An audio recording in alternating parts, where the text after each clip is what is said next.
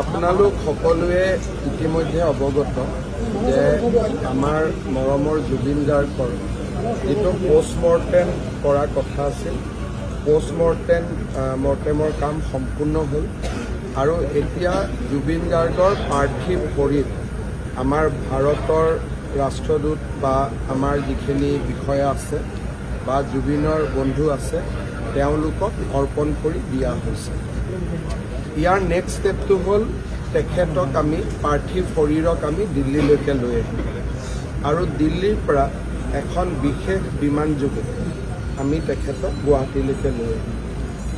গুৱাহাটীত অহাৰ সময়টো আমি আপোনালোকক জনাম। গুৱাহাটীত আহিলে প্ৰথম পাৰ্থিৱ শৰীৰ জুবিনৰ ঘৰলৈকে আহিব। সেইখিনি সময়ত আমি বিচাৰিম যাতে কোনো ৰাইজ তাতে নাথাকে, কাৰণ জুবিনৰ পৰিয়ালটোৱে একান্তভাৱে অলপ সময় কটোৱাৰ সেইটোৱে শেষ সময়, কাৰণ এবাৰ সৰু সজাইত অহাৰ পিছত পৰিয়ালে জুবিনৰ লগত সময় কটাব নোৱাৰিব।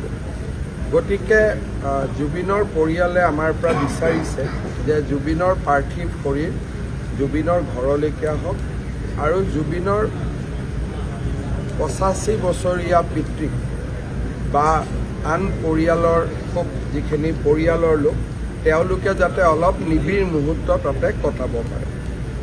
তাতে 1 ঘণ্টা সময় থাকিব আৰু সেইখিনি সময়ত আমাক বেয়া পাব নালাগে। আৰক্ষীয়ে আমি কৈছোঁ যাতে জুবিনৰ পৰিয়ালে জুবিনৰ লগত অন্তৰংগ সময় অলপ কটোৱাৰ পৰিৱেশ এটা যাতে সৃষ্টি কৰি দিয়ে। তাৰপিছত আমি সৰু সজাইলৈকে তেখেতক লৈ আহিম আৰু আমাৰ ইণ্ডোৰ ষ্টেডিয়ামৰ সন্মুখৰ যিখিনি জেগা আছে তাতে আমি জুবিনৰ পাৰ্থিৱ শৰীৰ ৰাখিম। যদি বহুত বেছি বৰষুণ আদি হয় তেতিয়াহ'লে কণ্টিজেঞ্চি হিচাপে এই জেগাটো আমি ৰাখি থৈ দিম, কিন্তু এইটো বিকল্প। তাতে আমাৰ ব্যৱস্থা হ'ব। তাৰ পিছফালে জুবিনৰ পৰিয়ালে থাকিব পৰা অলপমান ব্যৱস্থা কৰি দিয়া হ'ব। একেবাৰে নিকট বা খুব আত্মীয় মানুহখিনি অলপ চকীত বহিব পৰা ব্যৱস্থা কৰি দিয়া হ'ব।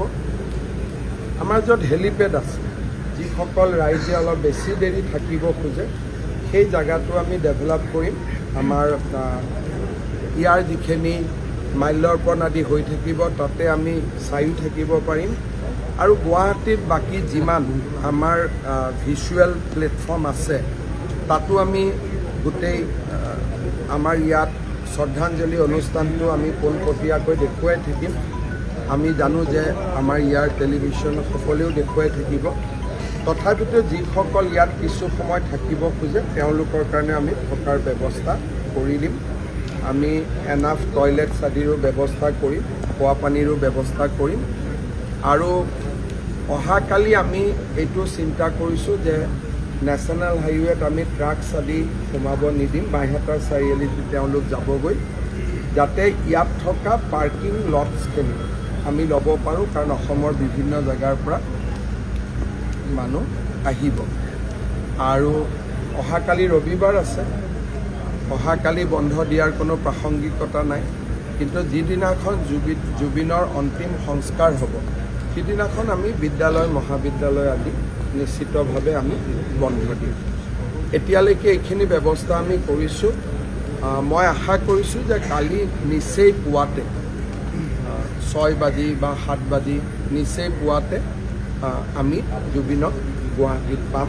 আজিৰ দিনটো আমি আগ্ৰহেৰে অপেক্ষা কৰিব লাগিব। মই চেষ্টা কৰিছিলোঁ আজি আনিবৰ কাৰণে, ছিংগাপুৰৰ কৰ্তৃপক্ষকো কৈছিলোঁ যে পোষ্টমৰ্টেম নকৰাকৈ পঠিয়াবৰ কাৰণে, কিন্তু অসমত যিহেতু তদন্তৰ কথা এটা আহিলে বা এজাহাৰ আদিও আহিলে তাৰ পৰিপ্ৰেক্ষিতত আমি পোষ্টমৰ্টেমটোক খুব বেছি না কৰিবৰ কাৰণে আমি সুবিধা নাপালোঁ, কাৰণ ছিংগাপুৰ কৰ্তৃপক্ষ অলপ সচেতন হৈ গ'ল। ইয়াৰ ফিডবেকখিনি তেওঁলোকেও পায়। সেইকাৰণে আজি অনাৰ যিটো প্ৰচেষ্টা সেইটোত আমি সফল নহ'লোঁ, কিন্তু আজি নিশাৰ ভিতৰতে তেখেত দিল্লীলৈ আহিব আৰু দিল্লীৰ পৰা আমি বিশেষ বিমানেৰে তেখেতক গুৱাহাটীলৈ লৈ আহিম।